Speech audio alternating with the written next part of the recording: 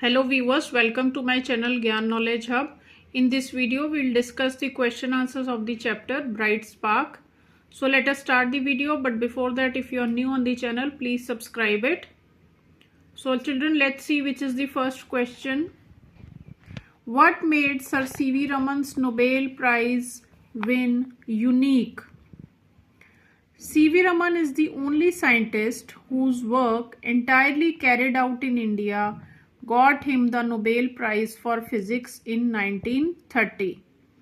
So what is unique about his Nobel Prize? The unique thing is that जितना भी उन्होंने research work किया mostly ये India में हुआ और उसकी वजह से उन्हें नोबेल प्राइज फॉर फिजिक्स मिला इन 1930. He was not a foreigner, he was an Indian.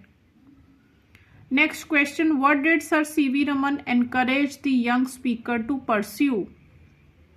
C.V. Raman encouraged the young speaker to pursue science and research in physics. Easy, simple. Next question, who were the scientists whom Sir C.V. Raman admired? तो sir CV Raman जो थे वो खुद एक scientist थे और वो किनको एडमायर करते थे, किनकी प्रेज करते थे? The scientist whom Sir C.V. Raman admired were Newton, Einstein, Rutherford, Rayleigh and Boltzmann. So these were the 5 scientists whom C.V. Raman admired. Next question is, how did Sir C.V. Raman spellbind his audience on his 80th birthday?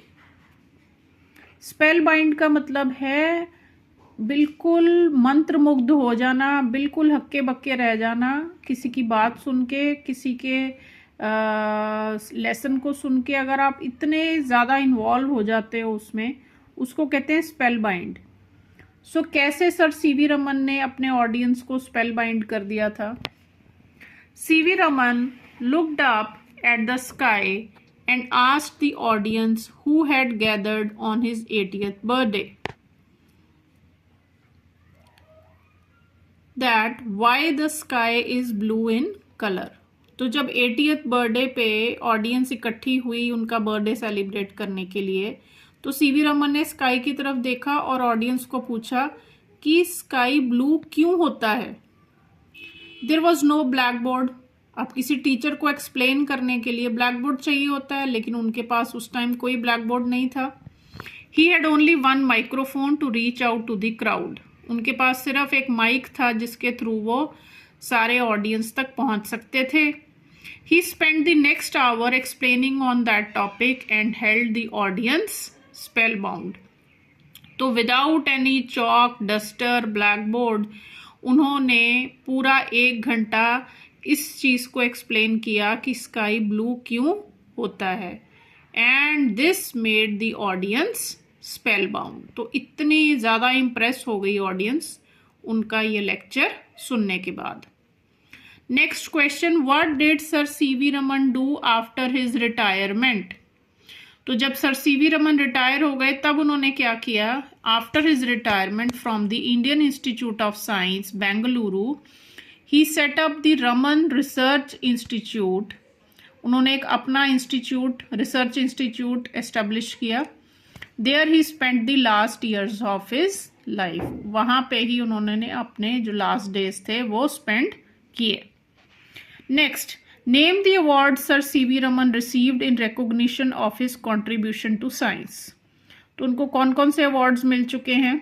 CV Raman received the Bharat Ratna award in the year 1954 and the Nobel Prize in Physics in 1930 and for his discovery of the Raman effect. Bharat Ratna or Nobel Prize. Now next question is reference to context. There are some lines from the chapter and some questions based on it. Menon, Ramanna, you see this great hall packed with people who have all come to hear me. Can you fill this hall with such an audience? Who is being addressed in these lines? The author M.G.K. Menon is being addressed here. Next, what was the speaker proud of? The speaker was proud that such a large audience had turned up for a science lecture. What had the people gathered for? The people had gathered to hear the science lecture by C.V. Raman. His contributions there resulted in the work of very high quality in fields of acoustic and optics.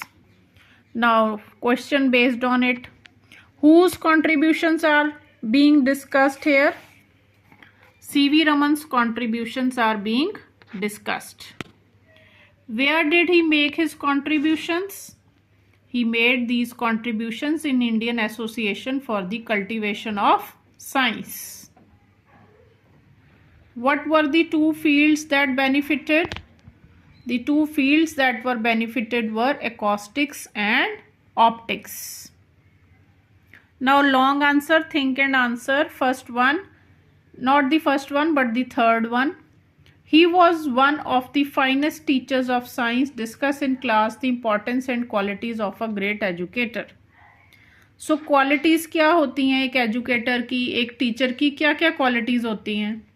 Qualities of a great educator are patience, communication skills, leadership. He or she should have enthusiasm in them. A good teacher should have empathy towards the children, and he or she should have the ability to manage time. तो patience बहुत ज़रूरी है, सहनशीलता. उसके बाद जो time है, time की मैनेजमेंट है, वो बहुत ज़रूरी है एक टीचर में. A good educator changes lives, inspires dreams and pushes the limits of the human potential. तो ये भी कुछ क्वालिटीज़ हैं एक एजुकेटर की. वो एक किसी की ज़िंदगी बदल सकता है, वो आपके सपनों को इंस्पायर कर सकता है, और आपकी जितनी लिमिट है, आप में जितनी कैपेसिटी है, उससे कहीं ज़्यादा आपसे काम करवा सकता है. Clear? So that is all for the chapter. I hope you liked the video. Please like and share if you find it useful. Thank you.